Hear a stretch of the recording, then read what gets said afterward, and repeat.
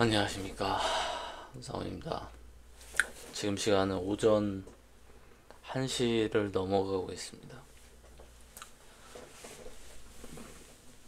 잠자기 전에 몇 가지 좀 얘기를 하려고 합니다.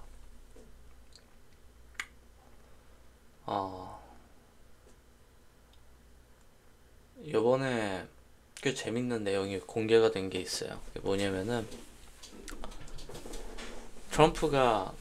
트럼프가 미국에서 우크라이나 전쟁 지원을 이제 그만하겠다. 아직까지 1770억 달러를 지원을 했는데 더 이상 지원 안 하겠다. 1770억 달러일 거예요. 거의 뭐 한화로 치면은 얼마쯤 되려나요? 뭐 1,500원으로 계산하면은 한 260조? 260조? 뭐 그 정도 되나요? 260조 원 정도? 뭐 못해도 250조 원이 넘는 그 돈이 우크라이나로 들어갔는데 더 이상 안 보내겠다. 그런 얘기를 한 거죠. 종전을 하고 싶다는 거예요. 이렇게까지 갈 전쟁이 아니다. 근데 이제 젤렌스키가 그런 말을 합니다. 우리 그 돈 못 받았는데? 우리 받은 거 700억 달러밖에 안 돼. 700억 달러밖에 안 돼. 그러면 나머지 1,000억 달러 어디 갔냐는 거죠.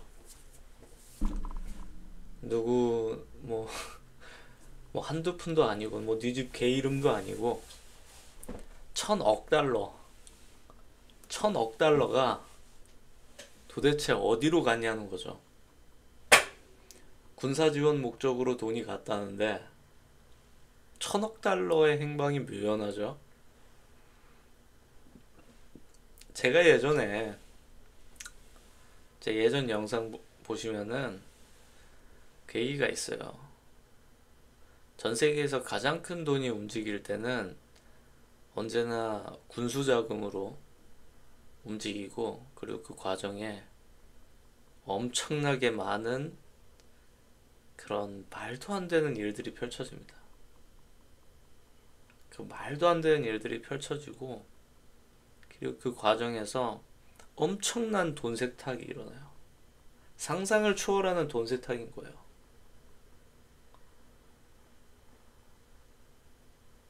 국가를 건너갈 때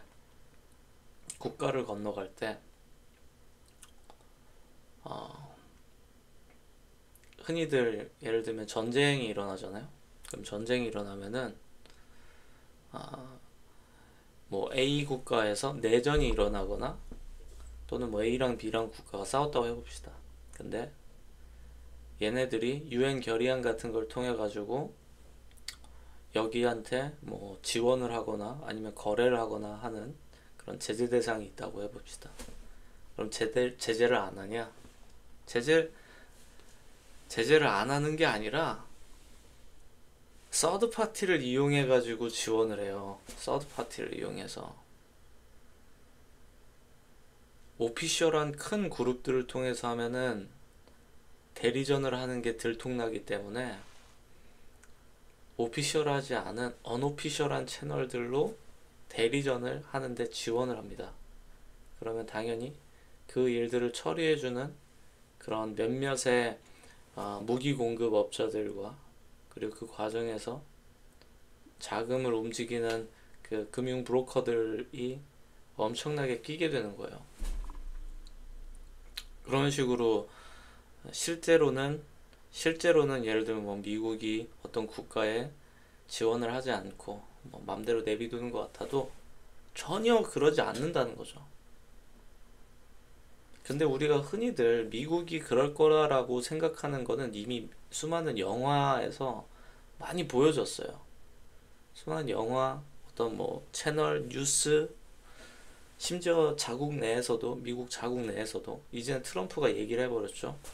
야, 이 민주당 이 새끼들 돈 어디다가 다 갖다 버린 거야. 라고 본인이 직접 말하지 않고 본인이 금액만 딱 말한 거죠. 금액만 딱 말하니까 뺀 금액을 젤렌스키가 얘기를 했고, 그러면 이제 빵꾸 나는 거는 바이든 정부 때 다 헤쳐먹었다. 결국 국민들 세금 약 140조 원 정도는 누군가의 호주머니로 다 간 겁니다. 달달하겠죠. 근데 여기서 좀 재밌는 표현을 해요. 트럼프가 딥스테이트란 표현을 종종 합니다. 그럴 때 딥스테이트, 굉장히 음모론적인 표현이지만 뭐 세계 최강의 대통령, 최강국의 대통령이 그렇게 얘기하면은 뭔가 실체는 있겠죠. 근데 제가 오늘 얘기하고 싶은 주제는 뭐냐면은 그 짓을 하는 게 꼭 미국만은 아니라는 겁니다.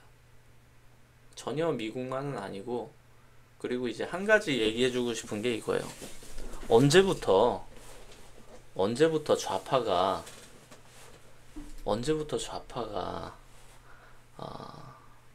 특정 국가들의 어떤 유나이티드가 됐을까요? 원래 좌파 사상은 이나 뭐 우파 사상이나 마찬가지지만 이념적인 거잖아요. 근데 이념적인 건데 어느 순간부턴가 팀플레이를 하고, 그리고 원래는 걔네들이 추구하지 않던 것들이 추구를 하게 돼요. 좀 이상하죠? 마치 어떤 목적성이 있는 것처럼. 그리고 그게 우리가 대외적으로 봤을 때는 그게 돈이 되는 짓은 아닌데도 불구하고 약간 광기 어린 행동처럼 그거를 막 밀어붙여요. 제가 지금 무슨 말 하는지 아시는 분들은 다 이해를 하실 거라고 생각하고 계속 넘어가겠습니다. 일반인들이 생각할 땐 말도 안 되는 짓들인데 그 광기 어린 짓들을 하면서 거기에다가 자금을 뿌려주고, 그 말도 안 되는 이 사회에 하등 쓸모도 없는 그런 뭐 시민단체니 뭐니 하는 애들한테 돈을 뿌려줘 가면서, 국민의 세금을 뿌려줘 가면서 후원을 해준단 말이에요. 굉장히 아이러니한 일이죠. 굉장히 아이러니한 일인 거예요. 왜? 왜? 본인들이 원래 추구하는 평등의 가치, 이런 거에 중점을 두고 경제의 그 재분배, 이쪽에 포커스를 둬서 정책을 제안을 하고 하는 것도 모자랄 판에 자꾸 이상한 스탠스로 가죠. 그리고 아까 말씀드린 것처럼 군수자금을 통해 가지고 엄청난 양의 자금들이 그 시절에, 바이든 행정부 시절에 그 대단한 미국에서 어딘가로 다 흘러갔다는 겁니다. 우크라이나로 직접적으로 못 갔을 것도 많아요. 다 중간에 이제 벤더들을 통해서 진행이 될 거고, 그럼 그 벤더들을 통해서 가는 과정에서 어딘가에선 로스가 생겼다는 거죠. 그리고 그 어딘가에서 로스가 생긴 것들은 결과적으로 무기를 구매한다는 목적으로 돈은 처음엔 지출이 됐겠지만, 그 무기를 구매한다고 했는 지출이 결과적으로 다른 돈의 형태로 바뀌어서 누군가의 은행 계좌까지 도착을 했을 거란 겁니다. 아주 논리적이죠. 여기까지.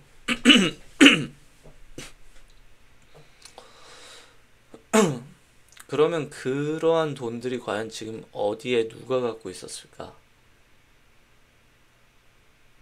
제가 이 얘기를 하는 이유가, 제가 예전 영상에서도 이거 관련된 게 한 번 있었고, 그리고 요번에 이제 좀 더 본격적으로 얘기를 드리고 싶은 건데, 제가 바로 그 거래의 과정을 봤었기 때문입니다.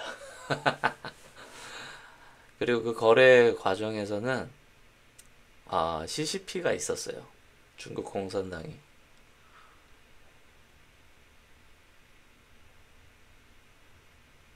중국 공산당 고위 간부, 누구라고 말을 할 수는 없습니다. 근데 고위 간부랑 그리고 를 통해서 엄청난 양의 자금을 이제 옮기는 그런 과정을 정보를 하나 알게 된 게 있었어요. 그래서 그걸 실행할 수 있는 멤버들도 알고 있었고 그 경로도 알고 있었어요. 어디 은행에서 출발해서 어디로 도착하는지도 알고 있었어요. 그리고 그 과정에서 어떤 방식을 쓸지도 알고 있었어요.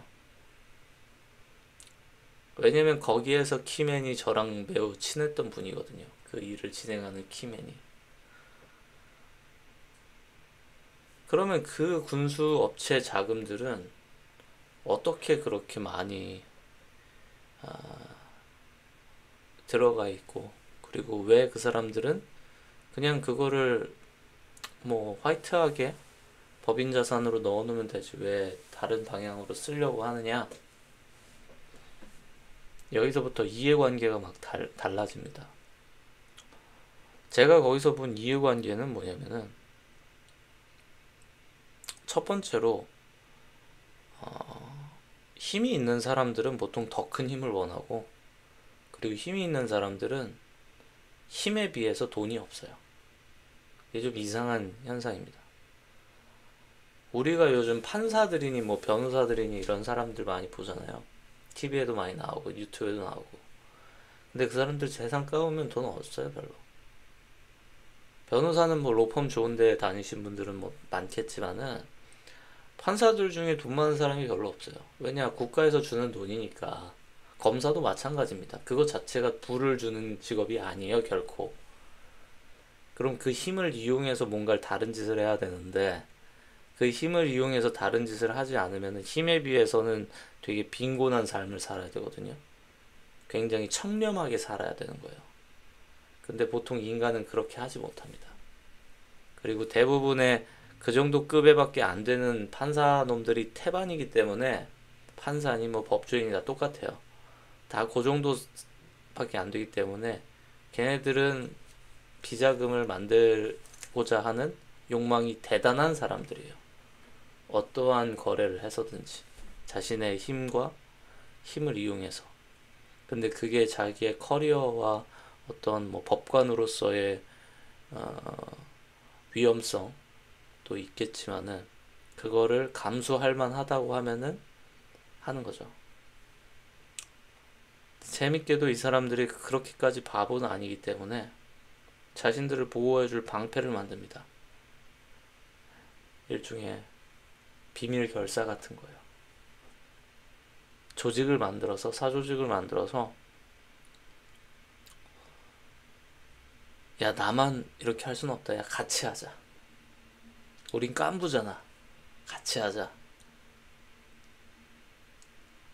그래서 부패라는 거는 단독으로 발생하지 않고 집단으로 발생하고, 힘이 있다고 해서 돈이 있다는 게 인과관계가 있지 않다 보니까 그 사람들은 돈을 원하는 사람들이 당연히 생길 수밖에 없어요. 결국 그걸로 구워 삼는 거죠, 사람들이. 중국 쪽 사람들은 뭐가 문제일까요? 중국 쪽 사람들의 문제는 뭐냐면은 걔네들의 자금이 최종적으로는 전부 CCP의 눈 아래에 있다는 게 문제예요. CCP의 눈 아래에 전부 다 모니터링이 되고 있다 보니까 얘네들은 언제든지 본인의 재산이 다 빼앗겨서 시진핑의 호주머니로 갈 수가 있다는 공포 속에서 살고 있습니다. 그렇기 때문에 어떤 형태를 써서라든지 자신의 재산이, 중국 내 재산이 몰수됐을 때를 대비하기 위해서 다른 곳에다가 창구를 마련을 해야 돼요. 근데 여기서 재밌게도 그 창구에서 콜라보레이션을 한 게 바로 미국의 군수자금이었다는 거고, 그리고 그 군수자금을 그렇게 한화 100조 원이 넘는 돈을 했던 거는 미국이라는 거죠.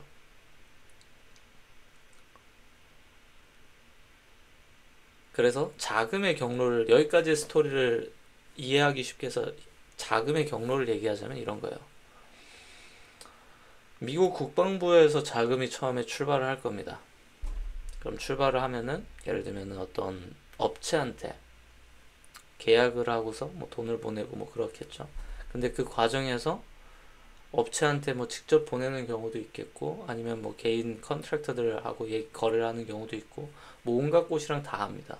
근데 이제 큰 거래 같은 경우에는 의원들의 입김이 다 가게 돼요. 특히 이제 상원의원들의 입김이 반영돼서 어떤 회사 뭐 근데 그 회사가 꼭 미국 회사일 수는 없어요. 절대 그럴 수가 없어요. 그러니까 다른 국가에 있는 어떤 군수회사 뭐 A, B, C, D 이런 식으로 해서 자금이 이런 식으로 쫙 펼쳐나가게 됩니다. 그럼 그 과정에서 그 거래를 주도했던 상원의원은 보통 백마진을 받게 되는 거고요. 근데 백마진을 그냥 받아서 미국 계좌로 막 쏴버리고 하면은 바로 이제 위험해지다 보니까 걔네들도 굉장히 세이프한 곳에 올려놓긴 해야겠죠.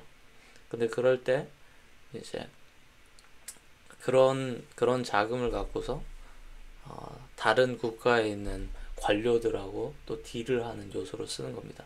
그러다 보니까 여기에 묶인 자금이 굉장히 많은데 이 자금을 소화를 해준다.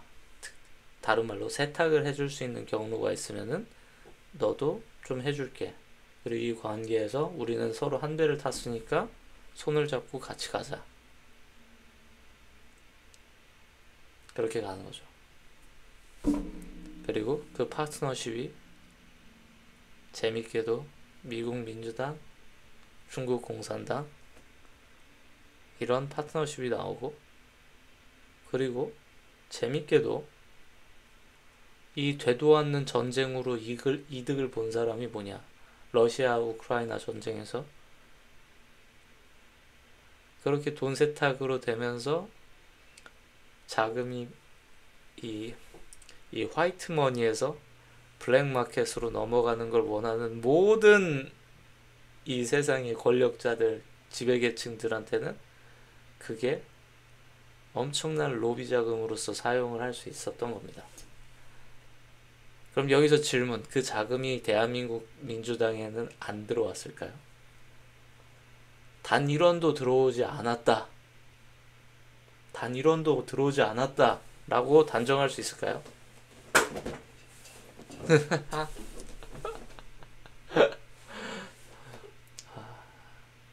저는 정확히 여기까지 말씀드리고 싶은 게 민주당에도 당연히 들어갔지만 국힘에도 들어갔습니다.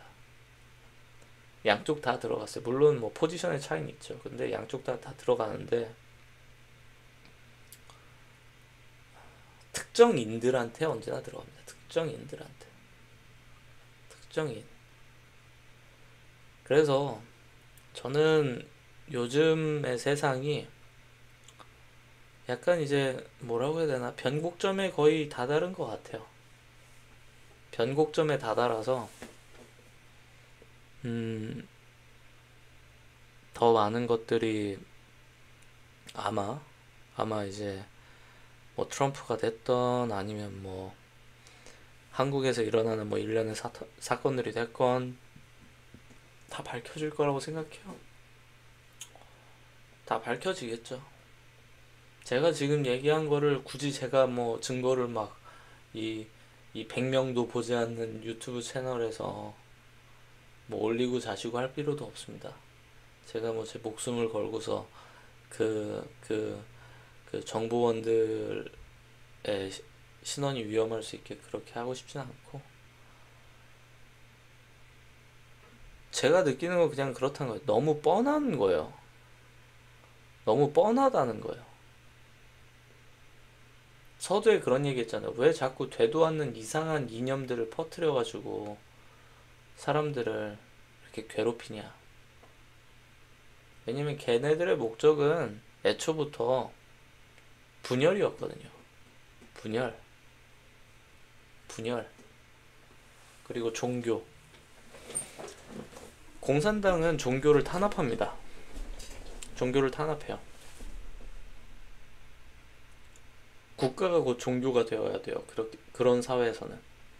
국가가 곧 종교가 되어야 되고, 근데 그 시스템이 안 되면 아, 사람들이 물질주의로 엄청나게 빠지게 됩니다. 그게 사실 중국의 진면목이죠. 요건 좀 딴 얘기로 빠지는 거긴 한데 미국 같은 경우에는 굉장히 기독교 중심적인 국가잖아요.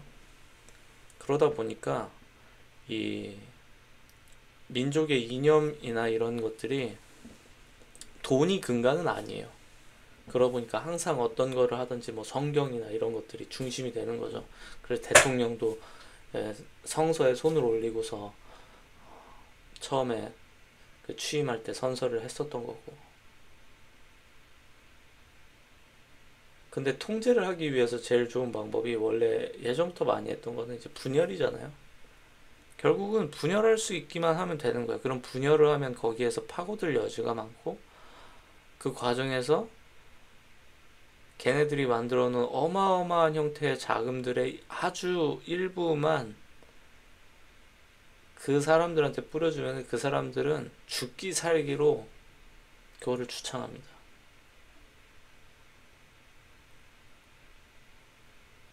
예를 들어서 어떤 운동이라고 뭐 특정하고 싶지는 않은데 어떤 운동을 하는 사람이 있어요.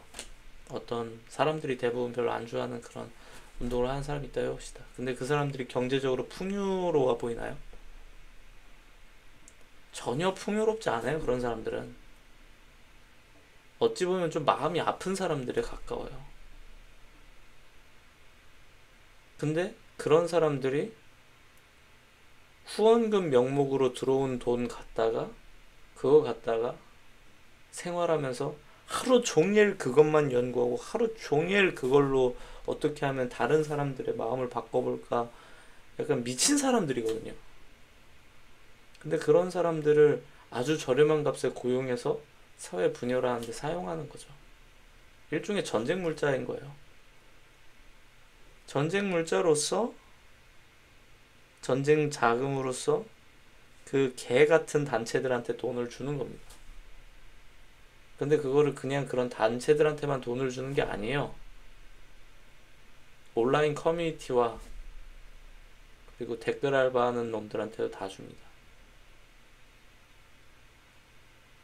그래서 한번 보시면은 우리나라로 비교해 봅시다. 우리나라의 정치적 성향이 선명한 그런 곳들이 꽤 많아요. 아주 많죠. 근데 이 중에서 펀드가 잘 되고 있는 곳은 좀 정해져 있습니다. 그럼 여기서 이제 한 가지 퀴즈를 드려보고 싶어요. 걔네들한테 돈 누가 보내줄까요? 여러분들 그런 생각 안 해보셨어요? DC 인사이드처럼 뭐 워낙 크고 온갖 사람들이 다 모이는 곳 말고 아주 특정적인 커뮤니티에는 거기에 광고나 이런 것들 그냥 구글 광고 이런 거 말고 그 광고들을 한번 역으로 추적해 보신 적 있나요? 한 단계 한 단계 가보면은 돈의 흐름이 나옵니다. 그럼 그 돈의 흐름을 보다 보면요. 결과적으로 아까 말한 그 연결고리까지 가게 되는 거예요. 정말로 정말로 역겨운 집단입니다. 저 그들을 생각할 때마다 제가 2021년도 20년도인가요? 그때 여론조작을 조사하고 나서 딱 한 달이 안 됐을 때 그 TV조선에서 인터뷰가 왔었어요. 그때 이제 신원 보호해주겠다고 하고서 인터뷰에 참여했었어요. 근데 제가 그때 인터뷰 때도 그 기자님한테 얘기했던 게 제가 특정한 정치색이 있어가지고 문재인 대통령을 공격하려는 건 아니다. 그건 선명하다. 그걸 처음에 꼭 얘기하고 했거든요. 근데 제가 이거를 지금 이제 5년째 봐오면서 알게 된 거는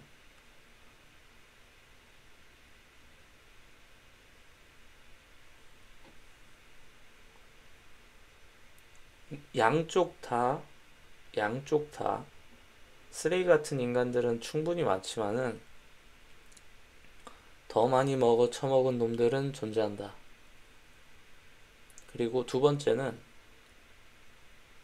국익보다도 사익이 우선인 놈들은 그런 사람을 정치인이나 법관으로서 존중할 필요가 있을까요?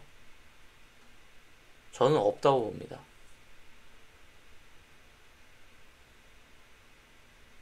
그래서 그 사람들이 끝이 나는 순간을 꼭 보고 싶어요.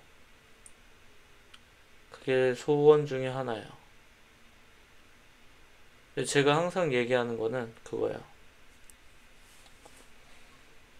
제가 옛날에 그 일을 진행했을 때도 느꼈지만은 적이 내가 갖고 있는 수를 다 알게 해서는 절대 안 됩니다. 포지션을 공개하는 순간 대응을 할 수가 있어요.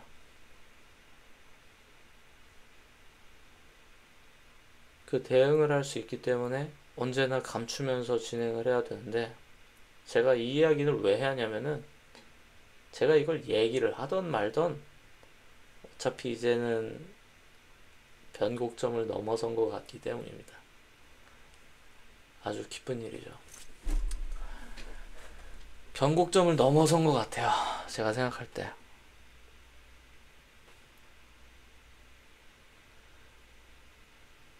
그리고 그 변곡점이 뭐 어떤 그 배경에 수많은 사람들의 노력이 있었겠지만은 결과적으로 사회가 옳은 곳을 향해서 나아가고 있다는 게 엄청나게 큰 희망이 됩니다, 저한테.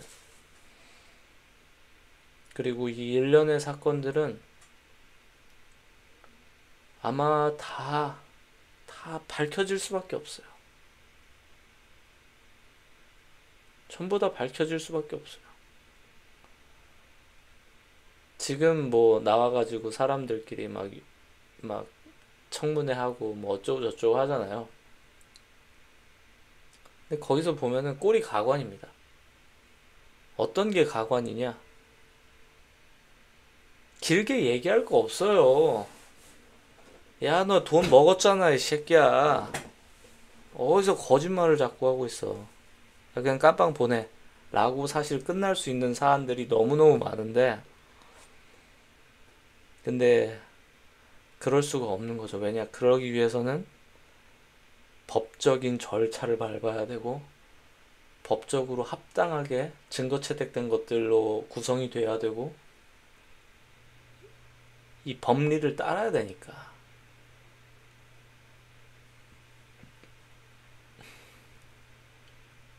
그 법리를 따라야 되니까.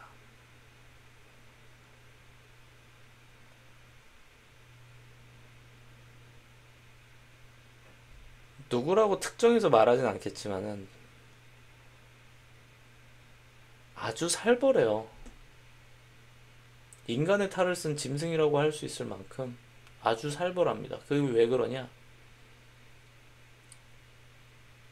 본보기를 만들어요. 우리의 비밀을 발설해? 너는 죽어야 된다. 진짜로 죽이는 거예요, 사람을. 그게 한두 명이 아니에요. 근데 그러다 보니까 그 수많은 일들을 해오면서 그 중간에서 일했던 사람들이 얼마나 많겠어요. 얼마나 많은 사람들이 그 직접적으로든 간접적으로든 그 일을 경험했고 알고 있고 정보를 갖고 있고 또는 뭐 온갖 것들을 갖고 있겠어요. 다 갖고 있죠. 근데 본인의 목숨이 두렵기 때문에 얘기를 할 수가 없어요. 제가 자주 얘기하는데 그 얘기인 거예요. 상대방이 상대방이 그 정도로 강하다면은 우리가 생각하는 것보다 더 많이 기반이 탄탄하고 더 뿌리가 깊은 세력이 있을 것이다. 눈에 보이는 것만 믿으면 안 되고 이 숨어있는 군대를 생각을 해봐야 된다는 거죠. 근데 그런 두려움을 가질만 하다는 거예요. 거기서 가까이에서 일했던 사람들은. 그게 정말로, 그게 정말로 두려운 일이고, 저는 그렇기 때문에 제가 갖고 있는 희망은 그거예요. 얼마나 뭐 변곡점을 지나서 세상이 나은 모습으로 바뀔진 모르겠지만은,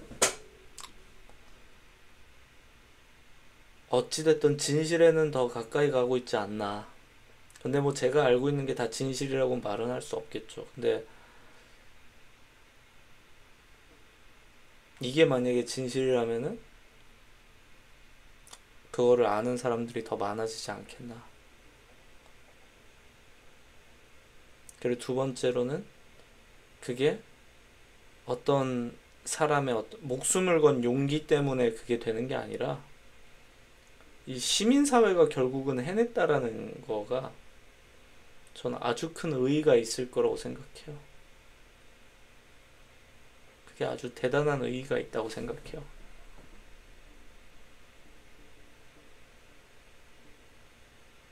아직 저력이 있구나, 우리나라가. 아직은 더 많은 희망을 품어볼 만한 국가구나.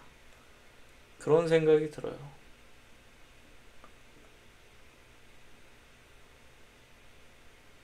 저는 위선자들을 정말로 싫어하는 게 대의 명분을 따지면서 결국은 사익을 위해서 움직이면 그건 사익을 위한 거잖아요. 그게 싫더라고요, 언제나. 이게 나를 위한 거면 그냥 나를 위한 거다라고 말을 해. 내가 돈 벌기 위해서 했으면 그냥 돈 벌기 위해서 했다고 해. 자꾸 무슨 명분이나 되도 않는 말 하지 말고. 제가 이걸 하고 있었던 이유는 제 만족을 위해서예요. 제 만족을 위해서. 제가 그냥 하고 싶어서, 알고 싶어서. 도대체 어떤 개새끼가 맨 뒤에서 깽판 치고 있는지 알고 싶어가지고. 그 어떤 사명감이나 정의감 때문에 하는 게 아니에요.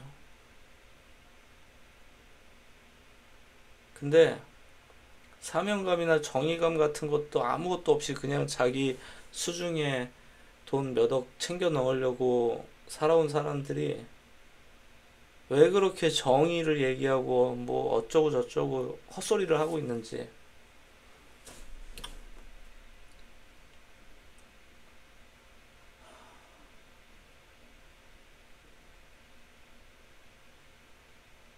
그래서 저는 만약에 제 영상 보시는 분들이 아마 저랑 비슷한 그런 욕망을 갖고서 살아가시는 분들은 많이 없겠지만, 어, 아마도 뭐 개발자로서 취준생 분들이 많으실 것 같고, 그런데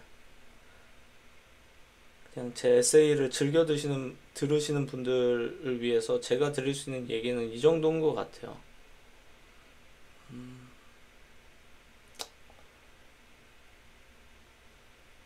세상에 온전하게 숨길 수 있는 건 없는 것 같아요.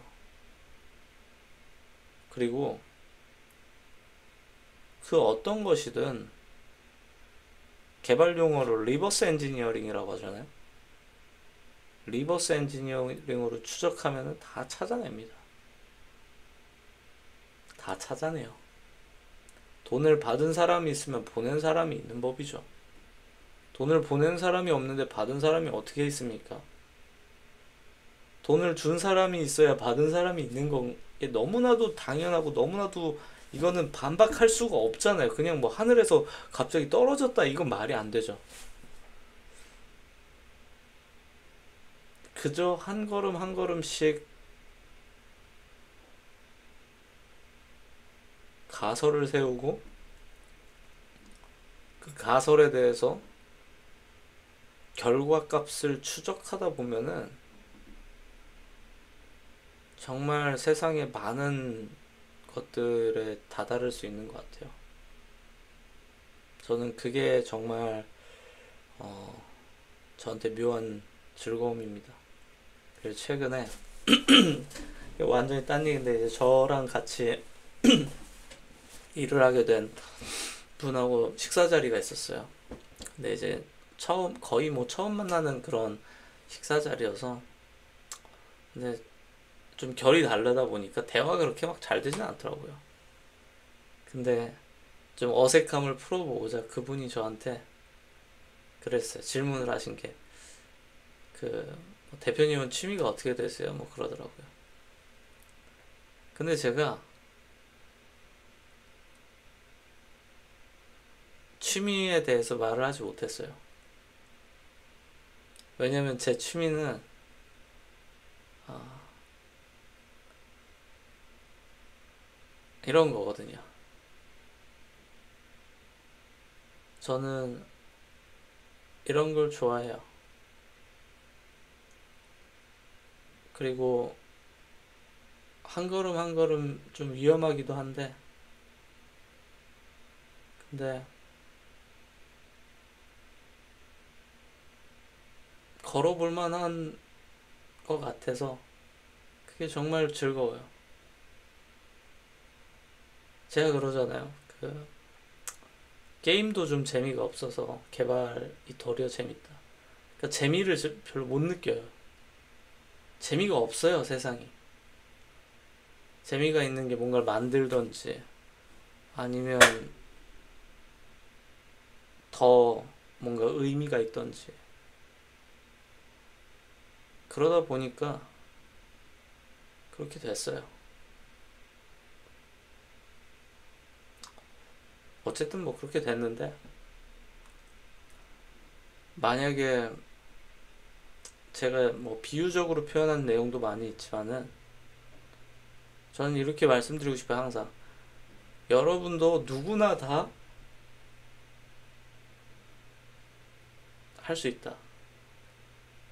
그냥 하는 말이 아니라 누구나 다 질문만 갖고 있으면 돼요. 질문. 도대체 이거에는 어떻게 작동될 수 있을까? 이거는 어디서 수익이 나오고 누가 수익을 보내준 걸까? 또는 만약에 세상에 이런 짓을 하는 사람이 만약에라도 있다면 이 사람들이 필연적으로 나타날 수밖에 없는 달콤한 함정을 설치해보면 어떨까? 이런 거죠. 제가 힌트를 드릴게요. 여러분이 어떤 가설을 세웠다고 해봅시다. 내가 볼 때 저놈은 완전 그냥 나쁜 놈이야.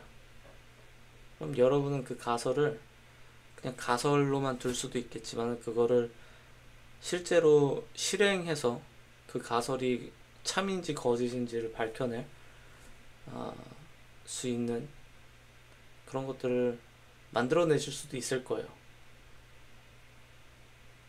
그럼 그걸 통해서 참과 거짓을 직접 목도하기 시작하면은, 그때서부터는 또 다른 더 깊은 질문이 생기게 될 겁니다. 내가 지금 이렇게 함정을 파는데 이런 일들이 펼쳐졌다고? 그러면 내가 생각했던 것보다 더 많았던 거야? 이렇게 많았으면은 그럼 이 사람들은 도대체 누가 돈을 주는 거며, 도대체 얘네들의 규모는 얼마나 되는 걸까? 질문에 대한 질문을 스스로 설정하고, 질문에 대한 답을 내가 찾고, 그 답을 찾은 다음에 다시 질문을 하고, 이건 마치 과학자가 연구를 하는 거랑 비슷합니다. 이 세상에 숨겨진 과학의 숨은 규칙을 파악하는 것처럼 똑같아요. 똑같아요. 그 묘한 즐거움이 있는 것 같아요. 그래서 오늘 얘기하고 싶은 건 그것뿐이에요. 그 군수자금. 군수 자금에 주목해야 됩니다. 군수 자금을 주목하면 아마 꽤 많은 것들이 풀릴 거라고 생각해요. 아마 그 행방불명된 그 100조 원의 돈을 이제 누군가는 찾아다니겠죠. 뭐 이미 찾아놨을 수도 있고. 그러다 보면은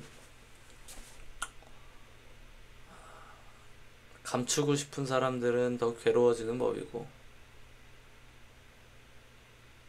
그걸 증명해내기만 하면은 엄청난 보상을 얻는 사람들한테는 거의 무슨 황금 고블린 같은 거죠. 보물상자. 제가 보고 있는 변곡점은 딱 그겁니다. 변곡점이 도래했다. 사람들이 이것을 찾아내는 게 더 이득인 세상이 되어버렸다. 비밀을 알고 있는 사람들이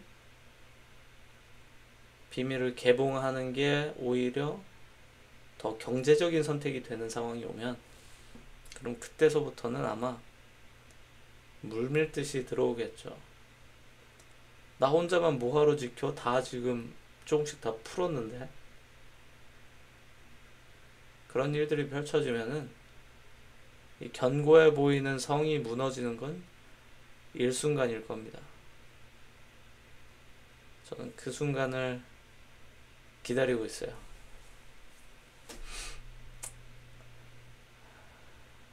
그런 일이 꼭 왔으면 좋겠고.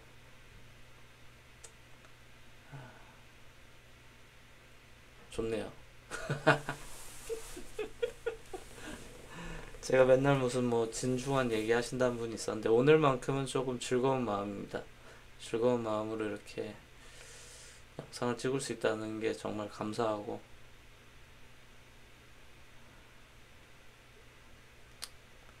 제가 지금 비유적으로 표현했지만 혹시라도 제 비유를 얼추 다 알아들으신 분들은 한 번쯤은 직접 한 걸음 한 걸음 걸어보시는 것도 정말로 재밌을 겁니다. 그러다 보면 또 모르죠. 이 내가 갖고 있던 나의 퍼스널리티나 아니면 내가 아직까지 살아왔던 삶의 그 지평선이 이렇게 찢어지면서 넓어지는 경험을 하시지 않을까, 그런 생각이 듭니다.